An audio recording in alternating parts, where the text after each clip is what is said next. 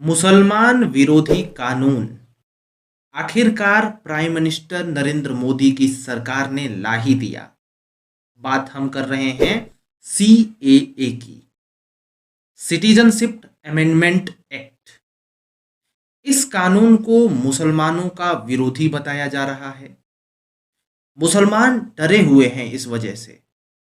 ऐसा बहुत जगहों पे देखा जा रहा है और इसका एक अहम कारण ये भी है कि जो बड़े मुसलमान नेता हैं वो खुल करके बोल रहे हैं कि ये जो कानून है सीएए का, ये मुसलमानों के विपरीत लाया गया है, मुसलमानों के उलट लाया गया है, मुसलमानों को इससे प्रॉब्लम होगी। जब देश के बड़े नेता किसी कानून के बारे में ये बोलने लगे तो जो छोटे छोटे सदस्य हैं या फिर जो इस पूरे देश में पब्लिक हैं, इसमें हलचल होना तो तय है, क्योंकि एक बड़ा नेता बोल रहा है।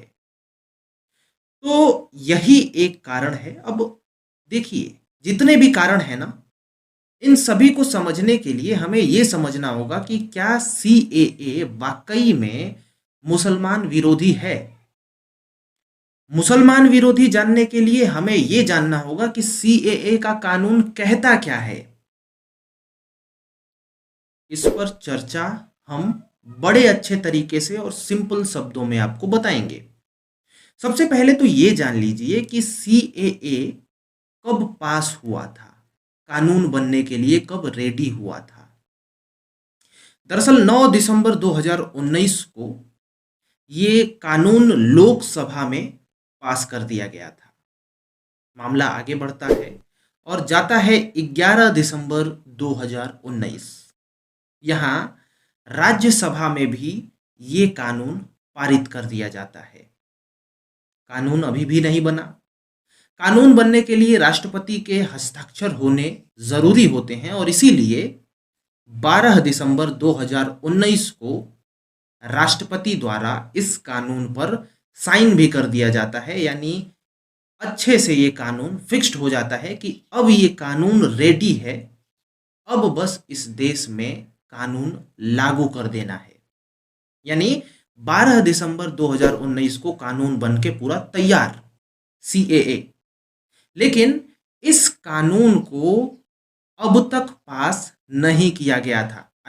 अब तक लागू नहीं किया गया था, क्योंकि जब 12 दिसंबर 2019 को राष्ट्रपति का सिग्नेचर हुआ, उसके बाद बहुत हंगामा होना शुरू हुआ।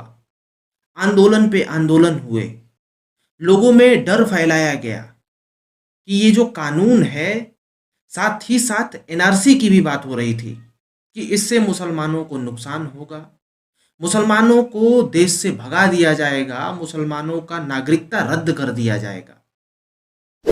बहुत अफवाह फैला। तो आइए जानते हैं कि सीएए है क्या।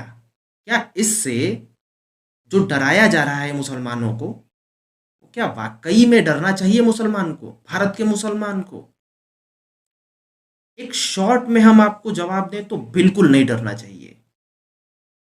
दरअसल ये कानून किसी भी नागरिक का, चाहे वो किसी भी धर्म का हो, भारत के किसी भी नागरिक का नागरिकता छीन ही नहीं सकता, क्योंकि इसमें कुछ छीनने का प्रावधान ही नहीं है। ये सीएए सिर्फ और सिर्फ नागरिकता देने के लिए है, छीनने के लिए नहीं है।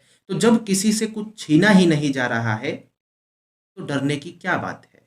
आप जहां हो, जो भी हो, जैसे भी हो, वैसे ही रहने वाले हो। लेकिन सीएए का प्रावधान क्या है, क्या कहता है सीएए, इसको भी जान लीजिए, थोड़ा सा क्लियर और ज्यादा हो जाएगा आपको। दरअसल 31 दिसंबर 2014 से पहले जितने भी बांग्लादेश, अफगानिस्तान और पाकिस्तान से हिंदू, सिख, ईसाई, पारसी, बौद्ध, जैन, ये जो रिलीजन वाले हैं, जो इन 3 देशों से, अफगानिस्तान, पाकिस्तान और बांग्लादेश से भाग करके भारत में आ गए हैं, इन लोगों को भारत की नागरिकता दे दी जाएगी। बस यही है। हंगामे का एक और वजह है कि इस नागरिकता देने में मुसलमानों को नहीं रखा गया है। यानी कि अगर 31 दिसंबर 2014 से पहले कोई मुसलमान भी अगर भाग करके आया होगा भारत में, तो जैसे कि हिंदू, सिख, ईसाई, इन लोगों को नागरिकता दी जा रही है क्योंकि ये लोग 31 दिसंबर 2014 से पहले भारत में आ गए हैं, तो इनको नागरिकता दी जा रही है। लेकिन वही काम अगर कोई मुसलमान किया हो तो उसको नागरिकता नहीं मिलेगी। अब ऐसा क्यों है? देखिए, ये वीडियो था कि सीएए है क्या। ठीक है, आपको पता चल गया कि ये नागरिकता देता है। किसको देगा? मुस्लिम को छुड़ा करके सबको दे देगा नागरिकता, जो 2014 31 दिसंबर से पहले का आया हुआ है।